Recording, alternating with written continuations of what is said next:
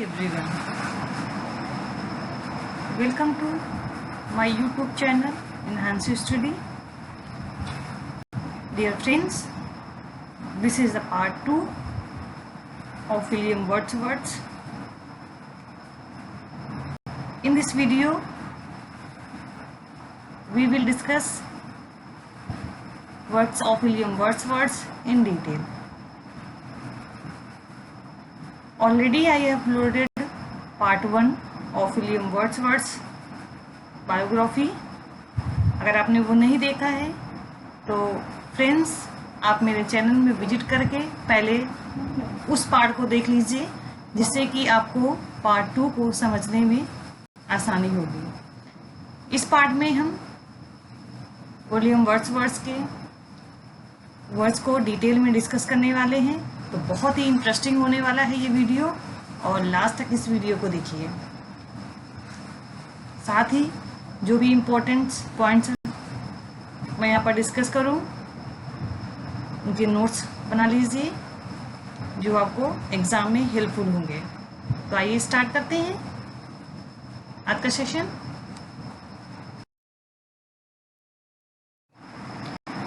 In this slide we will talk about the poetical work of William Wordsworth, and the first work is An Evening Walk, which is written in 1792 but it was published in 1793. Okay, and it was written in heroic couplet. ये heroic couplet में poem लिखी गई है। What is the heroic couplet? Dear friends, मैंने एक separate video बनाया है जो बेस्ड है स्टैंजा पे एंड मीटर पे। वहाँ पर मैंने जितने भी स्टैंजा के फॉर्म्स थे, जो मीटर होते हैं, वो सब हमने डिस्कस किया है। आप मेरे चैनल में विजिट करके वहाँ से आप डायरेक्टली देख सकते हैं। ठीक है, तो बेसिकली ये हीरोइक कपलेट में लिखा गया है and written in iambic pentameters. An evening walk की बात करें तो जो पार्ट 1 था विलियम वर्ड्सवर्थ की बायोग्राफी का, वहाँ पर हमने डिस्कस किया था कि William Wordsworth has started his career as a sonnet, और जो उनके सोनेट थे वो यूरोपियन मैगजीन में पब्लिश हुए थे। बट अगर उनके सक्सेसफुल पोएम की बात करें तो an evening walk and descriptive sketches, ये इनके सबसे सक्सेसफुल स्टार्टिंग के जो ये वर्क्स माने जाते हैं।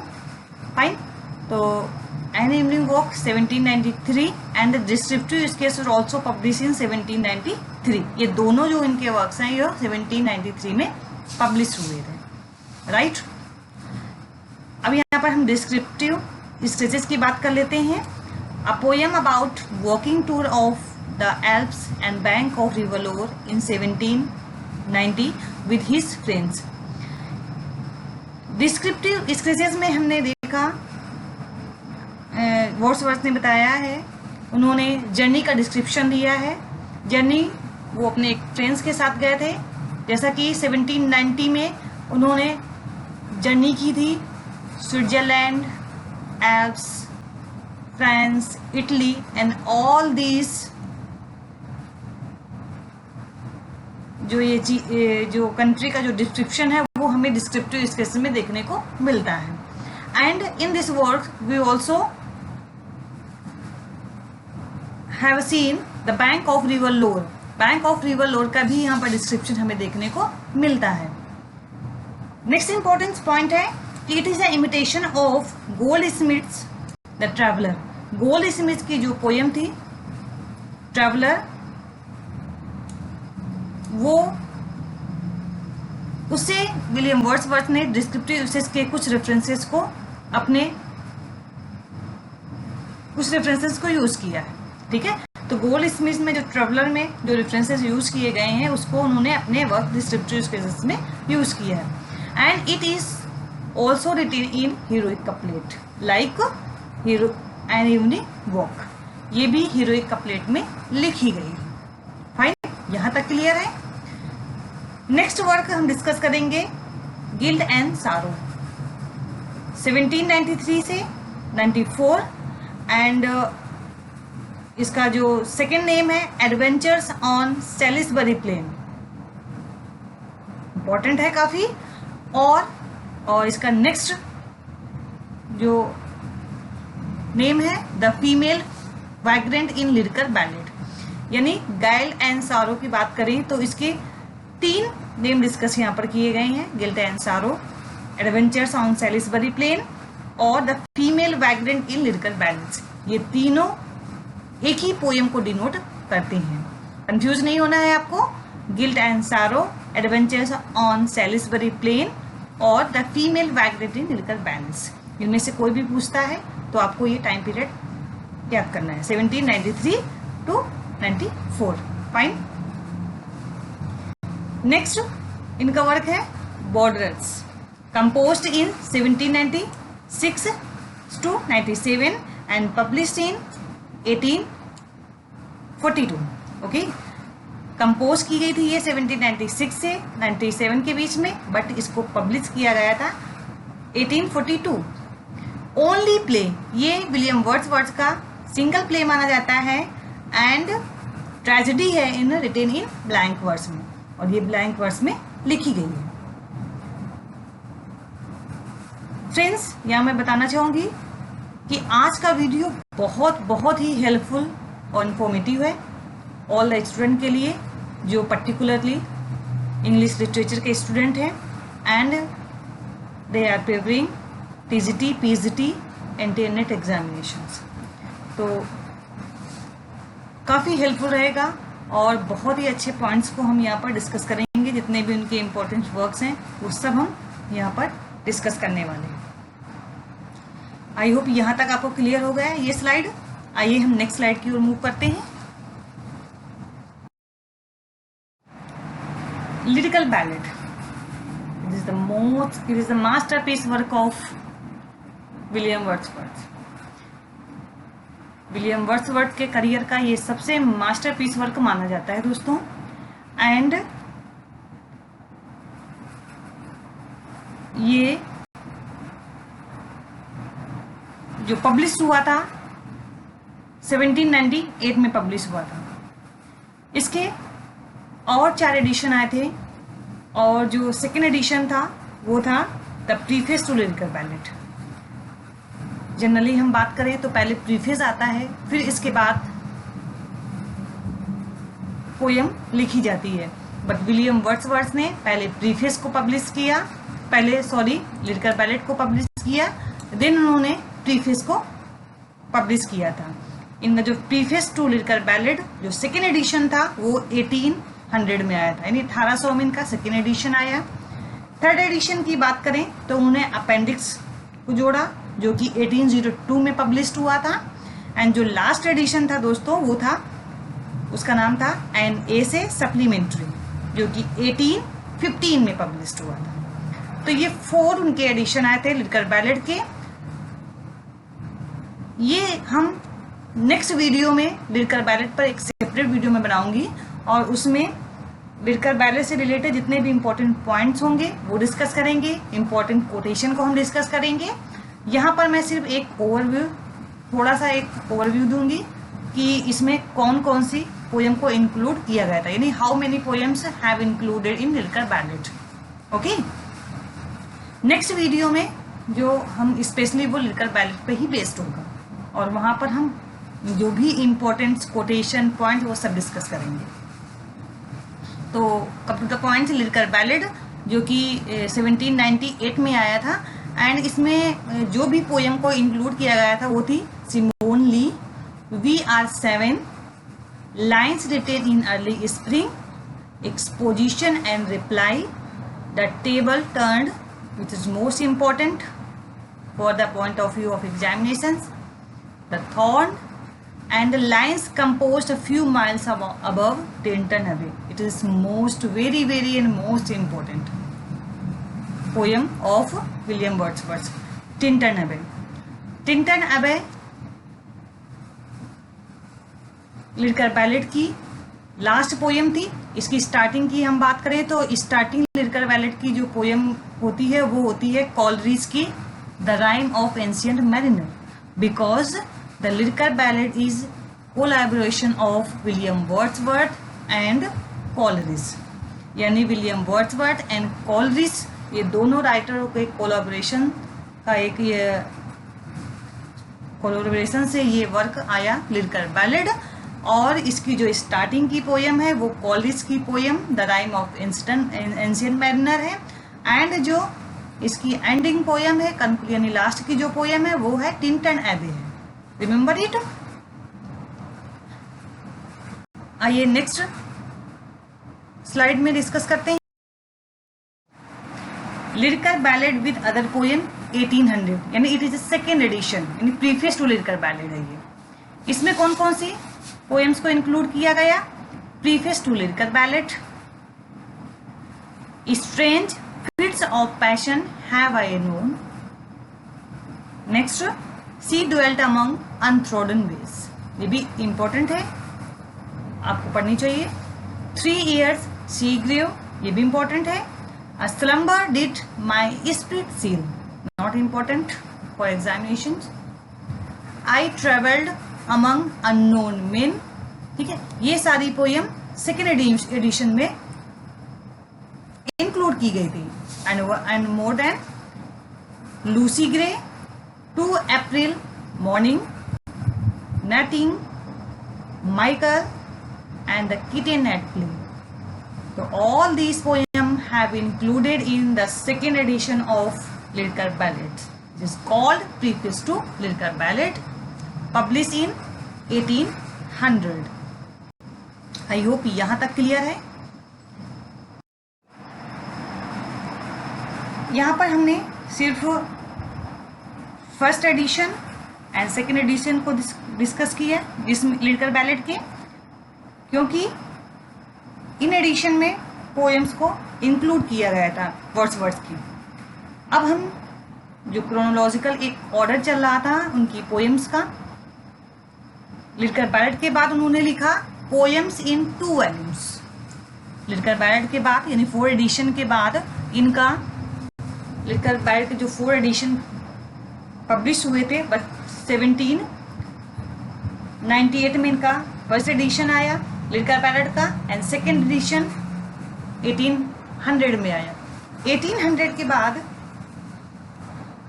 थर्ड एडिशन था द अपेंडिक्स, एंड अपेंडिक्स के बाद इनकी जो पोएम्स इन 2 वॉल्यूम्स 1807 आई। इसमें इनकी बहुत ही मोस्ट इम्पोर्टेंट पोएम को इंक्लूड किया गया, और ये जो सारी पोएम थी वो किसी भी एग्जामिनेशन में इससे रिलेटेड कोटेशन पूछे ही जाते हैं। तो देखते हैं कौन कौन सी पोएम इसमें इंक्लूड की गई। Resolution and independence, I wandered lonely as cloud also known as daffodils, यानी डैफोडिल्स का जो दूसरा नाम है I wandered lonely as a cloud. Next है my heart leaps up. Next ode है, ओड को भी इसमें इंक्लूड किया गया था फ्रेंड्स।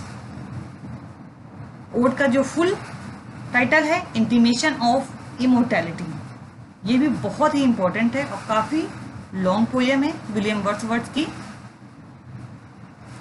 ओड टू ड्यूटी, ये भी लॉन्ग पोएम है, and it dedicated to his sister Dorothy Wordsworth. William Wordsworth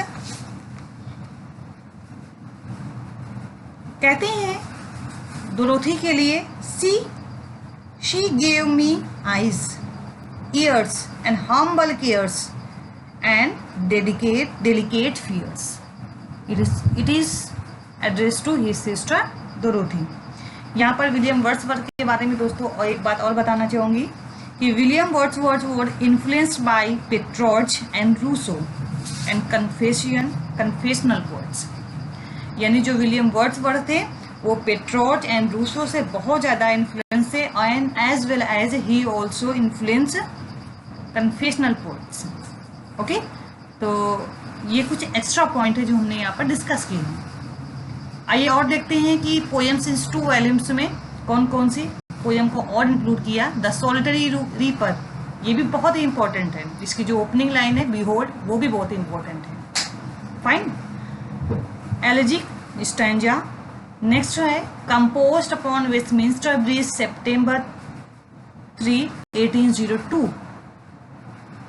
next है London 1802. It's also important. London 1802. इसका जो सब टाइटल है या फिर इसका जो दूसरा टाइटल है वो आपको कमेंट बॉक्स में बताना है, काफ़ी इंपॉर्टेंट है वो. ठीक है. नेक्स्ट है the world is too much with us. इसकी जो ओपनिंग लाइन है इसी सेंटेंस से स्टार्ट होती है, the world is too much with us. तो फ्रेंड्स ये थी पोएम्स जो इंक्लूड की गई थी, poems in 2 volumes which has published 1807. ठीक है friends. After published the poem in 2 volumes 1807, William Wordsworth published French Revolution in 1810.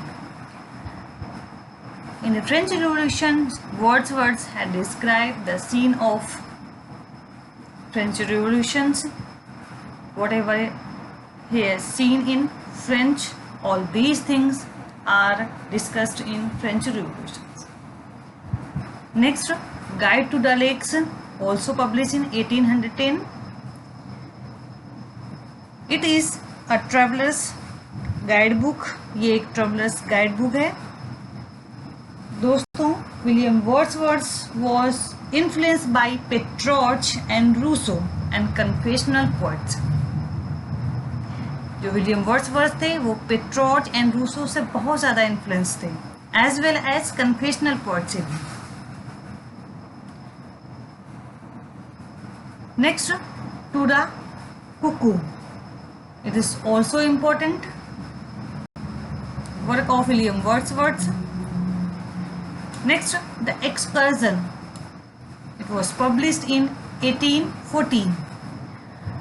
दोस्तों जो Excursion थी, it has divided into 3 parts. ये 3 पार्ट में डिवाइडेड थी. पहला जो पार्ट था prelude, second excursion and third recluse.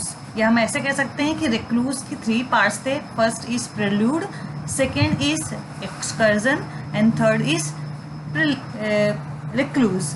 Recluse and जो एक्सकर्जन थे ये कभी भी कंप्लीट नहीं हो पाई थी. एंड जो एक्सकर्जन थी ये 9 बुक्स में थी, ऑटोबायोग्राफिकल थी. ये ऐसा कहा जाता है कि अगर वर्ड्सवर्थ ने ये तीनों पार्ट्स कंप्लीट किए होते तो ये पैराडाइज लॉस्ट जो कि मिल्टन के द्वारा लिखी गई थी, इट इज एपिक, इससे ये कई गुना लॉन्ग पोएम मानी जाती. फिलहाल इसके बारे में हम आप नेक्स्ट स्लाइड में डिस्कस करेंगे, प्रिल्यूड को और एक्सकर्जन को भी. यहाँ पर सिर्फ हम इतना ही ओवरव्यू देंगे. नेक्स्ट देखते हैं Laodamia, is also published in 1815. Laodamia is narrative poem on the Trojan war. इसमें ट्रोजन वॉर का डिस्क्रिप्शन देखने को मिलता है. Next, white dove of Rylstone. Its was published in 1815 में. 1815 में ये पब्लिश हुई थी. Next, Peter Bell. इसका जो सब टाइटल है friends, a tale in a words, 1819 यानी 1819 में ये पब्लिश हुई थी. पेटरबल्स सब टाइटल इंपॉर्टेंट है, अ टेल इन वर्ड्स, याद रखना है आपको. नेक्स्ट है Benjamin the Wagner, 1819. It is dedicated to Charles Lamb. Benjamin the Wagner is dedicated to Charles Lamb. Important point है, नोट कर लीजिएगा. नेक्स्ट है ecclesiastical sonnet, 1822. Yarrow revisited, 1832, not important. And prelude 1815 में पब्लिश हुआ था. Excursion 1840 में publish हुआ था और जो प्रिल्यूड था वो 1850 में पब्लिश हुआ था. एक प्रिल्यूड की बात करें तो ये 1805 में कंप्लीट हो गई थी, बट इसे पब्लिश 1850 में किया गया था after the death of William Wordsworth. इसलिए ये पोस्टमस पोएम मानी जाती है. यहाँ तक क्लियर है. अब इस स्लाइड में हम प्रिल्यूड को डिस्कस करेंगे. प्रिल्यूड जो कि इनका बहुत ही मास्टरपीस वर्क है and it is written in 14 books, ये 14 बुक्स में लिखी गई है एंड ऑटोबायोग्राफिकल पोएम है as well as it a philosophical poem, यानी ऑटोबायोग्राफिकल के साथ ये फिलोसफिकल पोएम भी है। वर्ड्सवर्थ के बारे में हम बात करें तो वर्ड्सवर्थ की पोएम में हमें मोरालिटीज, फिलोसफी, इंटेलेक्चुअल नेचर, इन सब का डिस्क्रिप्शन देखने को मिलता है। प्रिल्यूड ब्लैंक वर्ड्स में लिखी गई है एंड ये एक एलेगरी भी है, यानी एक इसकी एक हिडन मीनिंग, एलेगरी यानी किसी भी जो भी कैरेक्टर होता है उसका एक हिडन नेम या हिडन अर्थ मीनिंग डिस्क्राइब करता है, that is called allegory. Prelude का जो सब टाइटल है ग्रोथ ऑफ पोइट्स माइंड, ये इसका सब टाइटल है दोस्तों। एंड प्रिल्यूड जो कि 14 बुक्स में लिखी गई थी, 1799 में ये 2 बुक्स में आई, आफ्टर दैट 1805 में ये 13 बुक्स में पब्लिश हुई एंड 13 बुक्स में लिखी गई थी सॉरी, एंड 1850 में ये 14 बुक्स में आई एंड 1850 में इसे पब्लिश किया गया था, स्टार्टिंग 1799 से एंड पब्लिश डेट है 1850, इंपॉर्टेंट है। नेक्स्ट है final version was published in 1850 after the death of Wordsworth. अगर इसके फाइनल वर्जन की बात करें, यानी जो 14 बुक्स में जब इसका फाइनल वर्जन आया तो ये 1850 में ये पब्लिश हुई थी और उस समय विलियम वर्ड्सवर्थ की डेथ हो चुकी थी। That's why it is called the posthumous poem of William Wordsworth. Poem was intended as a prologue to land 3 parts epic. इसे हम एपिक के रूप में कंसीडर करते हैं because epic is written in 12 books and prelude 14 books में लिखी गई है, इसलिए इसे हम एपिक की कैटेगरी में लाते हैं। प्रिल्यूड, एक्सकर्जन, रिक्लूज, इसमें ये 3 इसके पार्ट थे एंड ये जो रिक्लूज थी ये कभी भी कंप्लीट नहीं हो पाई थी विलियम वर्ड्सवर्थ के द्वारा और उनकी डेथ हो गई थी। जबकि जो एक्सकर्जन है ये 9 बुक्स में लिखी गई थी, ये भी एक ऑटोबायोग्राफिकल है पोएम है। तो ये था प्रिल्यूड के बारे में एक डिस्क्रिप्शन और इसमें every points are important for the exam point of view. ठीक है, तो एक प्रॉपर नोट्स बना लीजिएगा जो हेल्पफुल होंगे आपके एग्जाम के लिए। ठीक है, अब जैसा कि हमने डिस्कस किया कि जो प्रिल्यूड थी वो 14 बुक्स में पब्लिश हुई थी, यानी 14 बुक्स इसके आए थे। तो बुक फर्स्ट में हम देखते हैं कि बुक फर्स्ट में विलियम वर्ड्सवर्थ ने इंट्रोडक्शन, चाइल्डहुड एंड स्कूल, यानी उन्होंने अपने बारे में, क्योंकि ये एक ऑटोबायोग्राफिकल पोएम है तो वर्ड्सवर्थ ने अपने बारे में, अपने चाइल्डहुड और स्कूलिंग डेज के बारे में बुक फर्स्ट में डिस्क्राइब किया है। बुक सेकेंड की बात करें तो यहाँ बुक सेकेंड में स्कूल टाइम का डिस्क्रिप्शन देखने को मिलता है। बुक थर्ड में रेजिडेंस एंड कैम्ब्रिज, यानी जब वो कैम्ब्रिज में थे फॉर हायर एजुकेशन के लिए, तो बुक थर्ड में कैम्ब्रिज का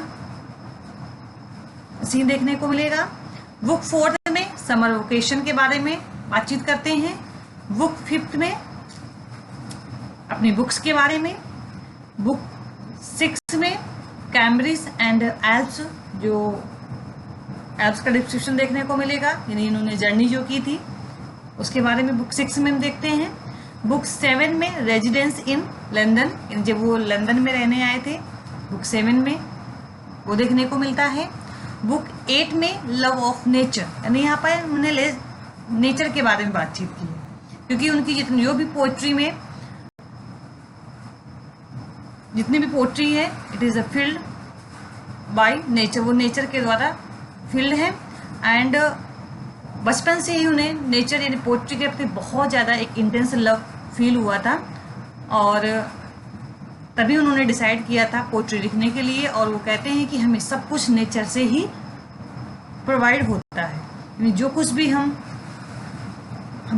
भी हमें मिलता है वो सब हमें नेचर के द्वारा ही मिलता है, इसलिए इन्हें हम नेचर पोएट भी कहते हैं।